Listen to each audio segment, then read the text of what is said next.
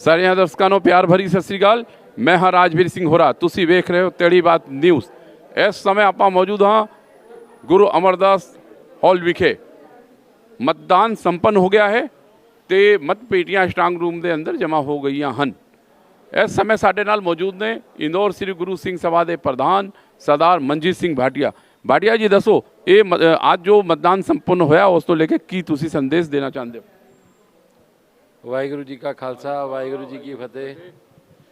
मैं इंदौर की संगत का और शासन प्रशासन का धन्यवाद करांगा कि 24 घंटे के नोटिस से 11,678 और 11,702 दो लिस्टां दे विचकार ਇਹ ਜਿਹੜੀ चुनाव प्रक्रिया संपन्न हुई है। ਇਹਦੇ ਵਿੱਚ 7500 तकरीबन लोगों ने मतदान किया है। ਇਹ बहुत ही मनो जागरूकता का प्रतीक मनांगा समाज के अंदर कि 24 घंटे के नोटिस 7500 वो लोगों ने अपना मतदान दिता।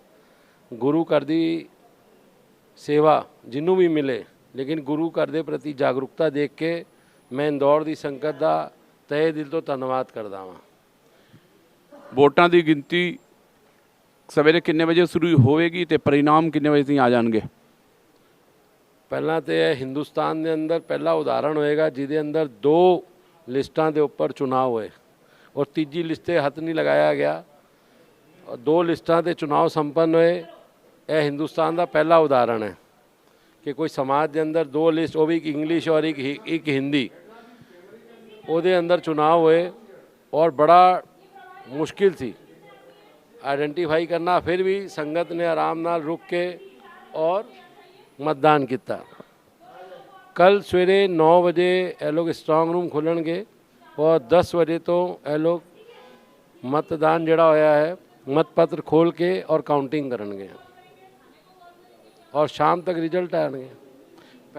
पहला प्रधान ते सकत्तर साहब जिहड़े मुख सेवादार और सकत्तर साहब होणगे उन्हां दी काउंटिंग होएगी। उहदे बाद जिहड़े सदस्य हैं उन्हां दे मतपत्र गिने जाणगे।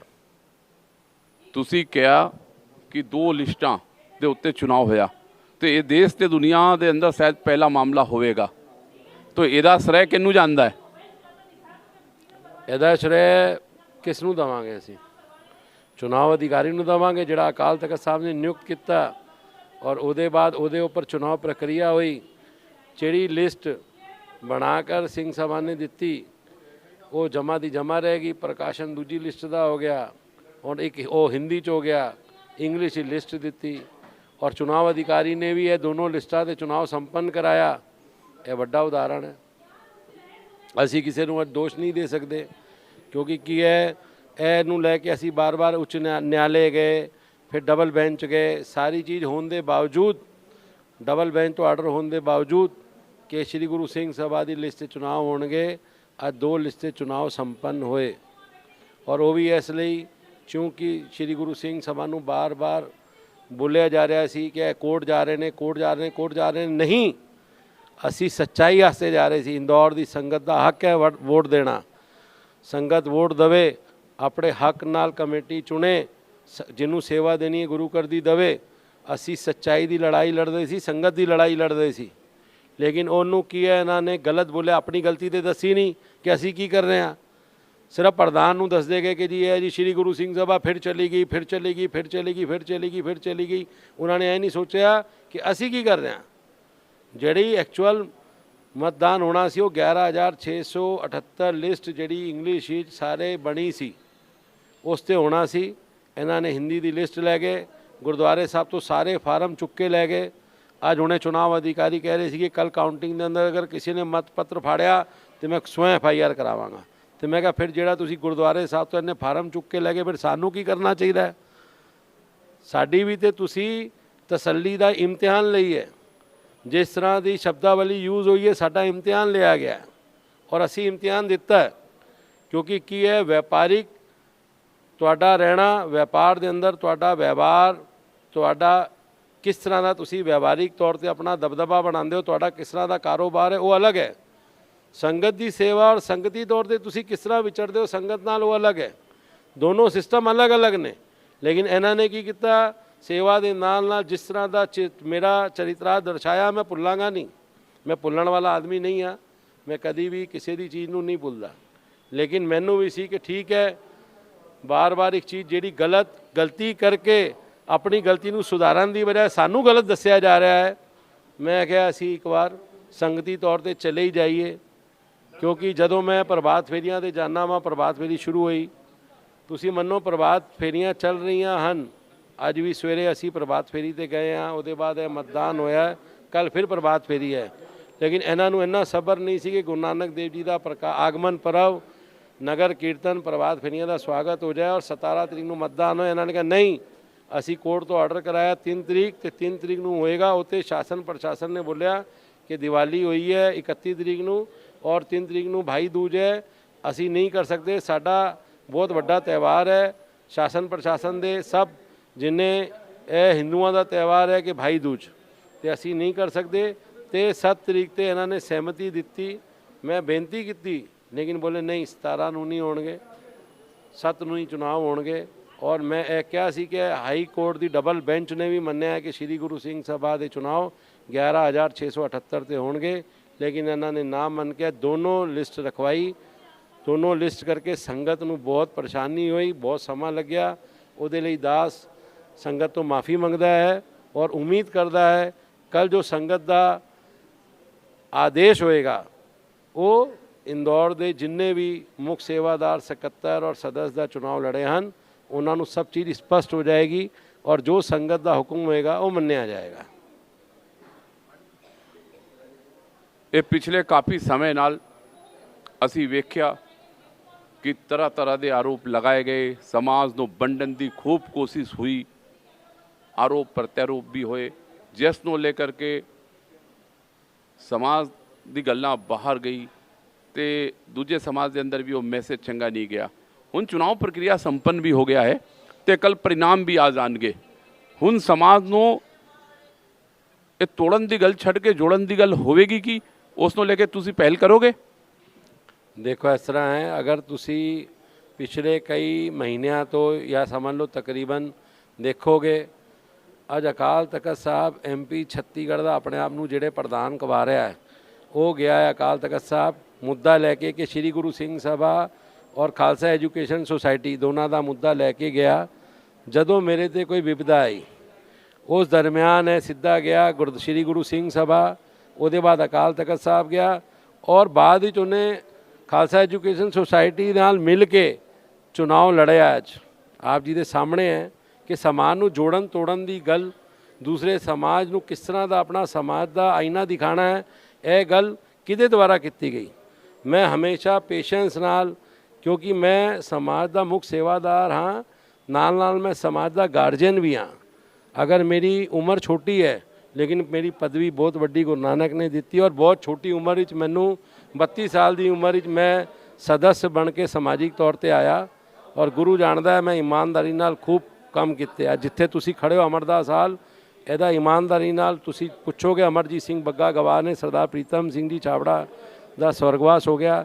ਇਹ ਨਕਸ਼ਾ ਪਾਸ ਨਹੀਂ ਹੋ ਰਿਹਾ ਸੀ, ਮੈਂ ਇਹਦਾ ਨਕਸ਼ਾ ਪਾਸ ਕਰਾਇਆ ਸੀ ਜਾ ਕੇ ਔਰ ਕਿੱਥੇ ਤੱਕ ਗੱਲ ਪਹੁੰਚੀ ਸੀ ਉਹਨਾਂ ਨੂੰ ਪਤਾ ਹੈ। ਮੈਂ ਮੈਂਬਰ ਰਹਿੰਦੇ ਹੋਏ ਜਿੰਨੇ ਕਾਰ ਸਨ, ਗੁਰੂ ਨਾਨਕ ਕਾਲੋਨੀ ਅਵੈਧ ਤੋਂ ਵੈਧ ਕਰਾਈ, ਗੁਰੂ ਨਾਨਕ ਪਬਲਿਕ ਸਕੂਲ ਜਿਹੜਾ MP ਬੋਰਡ ਸੀ CBSE ਕਰਾਇਆ, ਅਨੇਕਾਂ ਕੰਮ ਹੋਏ। ਟਰਾਂਸਪੋਰਟ ਨਗਰ ਦੀ ਸੜਕ ਦੇ ਨਿਰਮਾਣ ਦਾ ਫੰਡ ਨਹੀਂ ਰਿਲੀਜ਼ ਹੋ ਰਿਹਾ ਸੀ, ਅਸੀਂ ਮਾਨਯ ਮੁੱਖ ਮੰਤਰੀ ਜੀ ਕੋਲ ਗਏ, ਫੰਡ ਰਿਲੀਜ਼ ਕਰਾਇਆ 850 ਕਰੋੜ ਰੁਪਇਆ। ਇੰਦੌਰ ਅੰਮ੍ਰਿਤਸਰ ਟ੍ਰੇਨ ਵਾਸਤੇ ਅਸੀਂ ਬਹੁਤ ਜ਼ਿਆਦਾ ਇੰਦੌਰ ਦਿੱਲੀ ਗਏ। ਉਹਦੇ ਬਾਅਦ 3 ਸਾਲ ਬਾਅਦ ਜਦੋਂ ਮੈਂ ਕੋਈ ਗੱਲ ਪਿੱਛੇ ਵਿਵਾਦ ਹੋਇਆ ਸਿੰਘ ਸਭਾ 'ਚ ਔਰ ਆਪਣਾ ਮੈਂ ਅਸਤੀਫਾ ਦੇ ਕੇ ਬਾਹਰ ਹੋ ਗਿਆ। ਫਿਰ 38 ਸਾਲ ਦੀ ਉਮਰ ਵਿੱਚ ਮੈਨੂੰ ਹੁਕਮ ਹੋਇਆ ਸੰਤ ਬਾਬਾ ਕੋਲਾ ਸਿੰਘ ਜੀ ਅਤੇ ਮਾਨਯ ਸਾਂਸਦ ਇੰਦੌਰ ਦੀ ਲੋਕ ਸਭਾ ਸਪੀਕਰ ਉਹ ਸੁਮਿਤਰਾ ਮਹਾਜਨ ਜੀ ਦਾਸ ਦਾ ਕੰਨ ਫੜ ਕੇ ਦੋਨੋਂ ਲੈ ਕੇ ਆਏ ਕਿ ਨਹੀਂ, ਅੱਜ ਜੋ ਬੇਟਵਾ ਸਾਹਿਬ ਇੱਕ ਇੰਨਾ ਵੱਡਾ ਗੁਰੂ ਨਾਨਕ ਦੇਵ ਜੀ ਦਾ ਚਰਨ ਛੋਹ ਪ੍ਰਾਪਤ ਸਥਾਨ ਹੈ, ਉੱਥੇ ਇੱਕ 70x70 ਦਾ ਟਾਪਰਾ ਬਣਿਆ ਹੋਇਆ ਹੈ ਔਰ ਸੰਗਤ ਜਾਂਦੀ ਹੈ ਤੇ ਬਹੁਤ ਹਾਲਤ ਦੇਖਣ ਵਾਲੀ ਹੈ ਕਿ ਬਈ ਉਹਨਾਂ ਦੇ ਪੈਰਾਂ ਤੇ ਪੱਥਰ ਚੁਭ ਰਹੇ ਨੇ। ਇਹ ਸਥਿਤੀ ਹੋਈ ਪਈ ਹੈ ਜਿੱਥੇ ਗੁਰੂ ਗੋਬਿੰਦ ਸਿੰਘ ਜੀ ਮਹਾਰਾਜ ਨੇ ਸਰਬੰਸ ਵਾਰਤਾ, ਸਾਡਾ ਸਿੱਖੀ ਦਾ ਇਤਿਹਾਸ ਹੈ, ਉੱਥੇ ਅੱਜ ਕੋਈ ਵੀ ਸਿੰਘ ਨਹੀਂ ਹੈ ਜਿਹੜਾ ਇਹ ਚੀਜ਼ਾਂ ਨੂੰ ਦੇਖੇ ਕਿ ਗੁਰੂ ਘਰ ਦੇ ਸਮਾਗਮ ਜਿਹੜੇ ਮਨਾਏ ਜਾਂਦੇ ਹਨ ਉਹ 1:30 ਵਜੇ ਮਸਤਾਨਾ ਹੋ ਜਾਂਦਾ ਲੰਗਰ, ਔਰ ਕਿਸ ਤਰ੍ਹਾਂ ਦਾ ਟੈਂਟ ਯੂਜ਼ ਹੁੰਦਾ ਹੈ, ਕਿਸ ਤਰ੍ਹਾਂ ਦਾ ਸਿਸਟਮ ਹੈਗਾ ਕਿ ਸਾਫ ਸਫਾਈ ਹੁੰਦੀ ਹੈ। ਉਹਨਾਂ ਦੇ ਮਨ ਵਿੱਚ ਇੱਕ ਪੀੜਾ ਸੀ, ਸਮਾਜ ਦੇ ਮਨ ਦੇ ਵੀ ਸੀ, ਉਹਨਾਂ ਦੇ ਮਨ ਵਿੱਚ ਵੀ ਪੀੜਾ ਸੀ। ਸੰਤ ਮਹਾਤਮਾ ਨੇ ਔਰ ਫਿਰ ਦਾਸ ਨੂੰ ਸੰਗਤ ਨੇ ਮੁੱਖ ਸੇਵਾਦਾਰ ਬਣਾਇਆ। 38 ਸਾਲ ਦੀ ਉਮਰ ਵਿੱਚ ਅੱਜ ਮੈਂ 50 ਸਾਲ ਦਾ, 12 ਸਾਲ ਸੰਗਤੀ ਤੌਰ ਤੇ ਗੁਰੂ ਨੇ ਜੋ ਸੇਵਾਵਾਂ ਲਈਆਂ। ਅੱਜ ਬੇਟਵਾ ਸਾਹਿਬ ਦਾ 105 ਸਾਲ ਪੁਰਾਣਾ ਕੇਸ ਜਿੱਤੇ, ਅੱਜ ਐਡਾ ਵੱਡਾ ਗੁਰਦੁਆਰੇ ਸਾਹਿਬ ਦਾ ਨਿਰਮਾਣ ਹੋਇਆ ਹੈ। ਅੱਜ ਅਸੀਂ ਇਮਲੀ ਸਾਹਿਬ ਗੁਰਦੁਆਰੇ ਦੇ ਨਾਲ ਦੀ ਜ਼ਮੀਨ ਖਰੀਦੀ ਹੈ ਤਕਰੀਬਨ 4 ਕਰੋੜ ਰੁਪਏ ਦੀ। ਉਹਦੇ ਬਾਅਦ ਤੁਸੀਂ ਮੰਨ ਲਓ ਅਸੀਂ ਸੰਤ ਨਗਰ ਗੁਰਦੁਆਰੇ ਸਾਹਿਬ ਦਾ ਨਿਰਮਾਣ ਦੇ ਨਾਲ ਨਾਲ ਸੜਕਾਂ ਬਣਾਈਆਂ ਨੇ। ਸੁਦਾਮਾ ਨਗਰ ਗੁਰਦੁਆਰੇ ਸਾਹਿਬ ਵਿੱਚ ਕਮਰੇ ਬਣੇ ਹਨ। ਉਹਦੇ ਬਾਅਦ ਅਸੀਂ ਮਹਾਰਾਜਾ ਰਣਜੀਤ ਸਿੰਘ ਜੀ ਦਾ ਬੁੱਤ ਲਗਾਇਆ ਜਿਹੜਾ ਪਿਛਲੇ 29 ਸਾਲ ਤੋਂ ਨਹੀਂ ਲੱਗਿਆ। ਸ਼ਹੀਦ ਆਦਮ ਊਧਮ ਸਿੰਘ ਦੀ ਪ੍ਰਤਿਮਾ ਲਗਾਈ ਹੈ, ਨਿਸ਼ਾਨੇ ਖਾਲਸਾ ਲਗਾਇਆ ਹੈ। ਔਰ ਉਹਦੇ ਬਾਅਦ ਅਨੇਕਾਂ ਹੀ ਸੇਵਾਵਾਂ ਜੋ ਦਾਸ ਔਰ ਦਾਸ ਦੀ ਕਮੇਟੀ ਨੇ ਦਿੱਤੀਆਂ ਹਨ, ਉਹਦਾ ਮੈਂ ਆਪਣੀ ਕਮੇਟੀ ਦਾ ਰਿਣੀ ਹਾਂ। ਉਹਦੇ ਬਾਅਦ ਮੈਂ ਇੰਦੌਰ ਦੀ ਸੰਗਤ ਦਾ ਰਿਣੀ ਹਾਂ ਔਰ ਖੰਡਾ ਪੈਨਲ ਦਾ ਰਿਣੀ ਹਾਂ।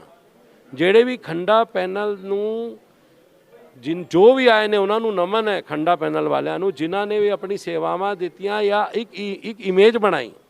ਹੁਣ ਚੁਣਾਵ ਦੇ ਦੌਰਾਨ ਜਦੋਂ ਮੈਂ ਸੰਗਤ ਵਿੱਚ ਗਿਆ ਵਾਂ, ਮੈਂ ਦੇਖਿਆ ਹੈ ਕਿ ਇੰਨਾ ਸਤਿਕਾਰ ਹੈ ਖੰਡਾ ਪੈਨਲ ਦਾ। ਉਹ ਹੈ ਪੁਰਾਣੇ ਲੋਕਾਂ ਦੀ ਸੇਵਾ ਦਾ ਸਤਿਕਾਰ ਹੈ, ਮੇਰਾ ਨਹੀਂ ਹੈ। ਪੁਰਾਣੇ ਜਿਨ੍ਹਾਂ ਨੇ ਵੀ ਖੰਡਾ ਪੈਨਲ ਦੇ ਨਾਲ ਸਦੱਸ ਰਹੇ, ਮੁੱਖ ਸੇਵਾਦਾਰ ਰਹੇ, ਸਕੱਤਰ ਰਹੇ, ਜਿਨ੍ਹਾਂ ਨੇ ਖੰਡਾ ਪੈਨਲ ਦਾ ਸੰਚਾਲਨ ਕੀਤਾ, ਉਹ ਇੱਕ ਸੱਚਾਈ ਦੇ ਚੱਲਣ ਵਾਲੀ ਪੈਨਲ ਔਰ ਗੁਰੂ ਘਰ ਦੀ ਰਹਿਤ ਮਰਿਆਦਾ ਦੀ ਧਨੀ ਪੈਨਲ ਸੀ। ਅੱਜ ਮੈਨੂੰ ਬੜਾ ਫਖਰ ਹੈ, ਕੱਲ ਕੁਝ ਵੀ ਰਿਜ਼ਲਟ ਹੈ ਜੋ ਸੰਗਤ ਦਾ ਆਦੇਸ਼ ਹੋਏ, ਲੇਕਿਨ ਖੰਡਾ ਪੈਨਲ ਇੱਕ ਸੱਚਾਈ ਦੀ ਰਾਹ ਤੇ ਚੱਲਣ ਵਾਲੀ ਪੈਨਲ ਨੂੰ ਮੈਂ ਸੰਚਾਲਿਤ ਕਰਕੇ ਸੰਗਤੀ ਤੌਰ ਤੇ ਵਾਪਸ ਬਹੁਤ ਅੱਛੇ ਬੰਦੇ ਇੱਕ ਮਾਲਾ ਪਿਰੋਈ ਹੈ ਕਿ ਇਹਨਾਂ ਦੀ ਜਿਹੜੀ ਮਾਲਾ ਜਿਹੜੀ ਬਣੀ ਹੈ ਮਾਲਾ ਬਣੀ ਰਹੇ। ਇਹਦੇ ਵਿੱਚ ਪਹਿਲੀ ਵਾਰ 3 ਕੁੜੀਆਂ ਚੋਣਾਂ ਲੜੀਆਂ ਹਨ। ਆਪ ਜੀ ਦੇਖ ਲਓ, ਇਹ ਸਾਡੇ ਵਾਸਤੇ ਬੜੇ ਮਾਣ ਦੀ ਗੱਲ ਹੈ। ਔਰ ਸਾਰੇ ਜਿੰਨੇ ਵੀ ਇਹਦੇ 'ਚ ਲੜੇ ਨੇ ਸਦਸ ਦਾ ਚੁਣਾਵ, ਉਹ ਸਭ ਗੁਰਸਿੱਖ ਹੋ ਕੇ ਗੁਰਦੁਆਰੇ 'ਚ ਆਪਣੀ ਸੇਵਾਵਾਂ ਦੇ ਰਹੇ ਹਨ, ਰਹਿਤ ਮਰਿਆਦਾ ਦੇ ਧਨੀ ਹਨ, ਸੱਚਾਈ ਦੀ ਰਾਹ 'ਤੇ ਚੱਲਣ ਵਾਲੇ ਹਨ। ਮੈਨੂੰ ਬੜਾ ਫਖਰ ਹੈ ਔਰ ਉਮੀਦ ਹੈ ਕੱਲ ਜੋ ਵੀ ਸੰਗਤ ਆਦੇਸ਼ ਦੇਗੀ ਇੰਦੌਰ ਦੀ, ਉਹ ਸਾਨੂੰ ਸਿਰ ਮੱਥੇ ਹੋਏਗਾ। ਵਾਹਿਗੁਰੂ ਜੀ ਕਾ ਖਾਲਸਾ, ਵਾਹਿਗੁਰੂ ਜੀ ਕੀ ਫਤਿਹ।